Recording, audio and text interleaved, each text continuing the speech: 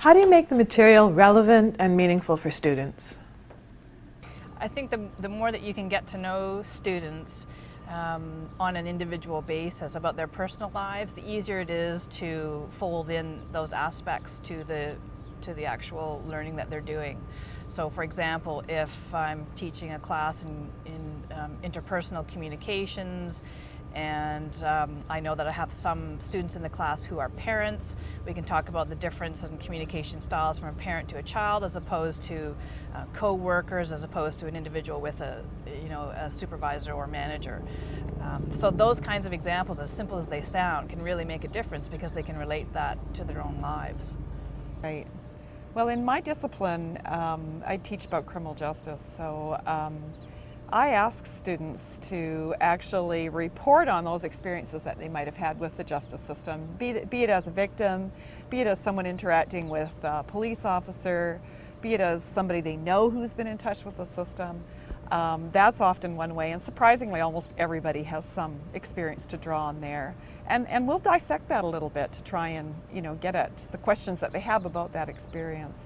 The other thing that I do is I bring in real live offenders, victims, professionals. I will make use of case studies, and I try and make the theory, the experiences, the structures, the concepts we're covering real in that way, and that often touches them, particularly the offenders, because we use that term so loosely in our area, and everybody thinks that offenders are so very different from themselves.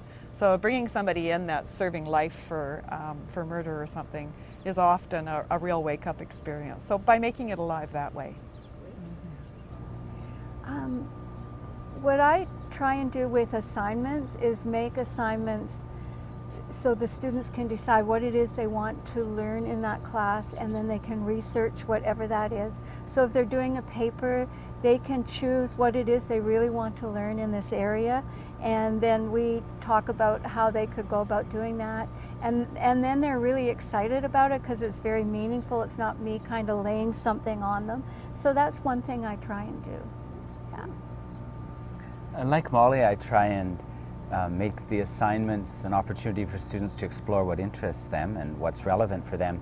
But as a general teaching principle, I also think that if I'm doing a lot of work and I'm learning a lot doing that work, is there some way to shift that work to the students so that, if I'm doing too much of the work, maybe some of that work should be the students' work because it's a learning opportunity for them. So I try and leave assignments and things as open as possible so there's lots of opportunity for the students to be the ones providing the content. Can you give me an example of that? For example, if in the past I might have thought that I needed to find a particular reading on a particular topic, and I might now get the students to search the internet or magazines or newspapers to find articles that interest them. So they bring those in and then they compare, and together as a class they choose the ones that they're most interested in. I'm going to ask Molly the same question. Do you have an example? One of the things I've done in the past is I ask the students to come to class with 3 questions from the readings that are particularly interesting to them, whether it's they don't understand it, or it was insightful, or it was something important they learned. And so they come and we spend the first half hour or so talking about the questions that came out of the readings.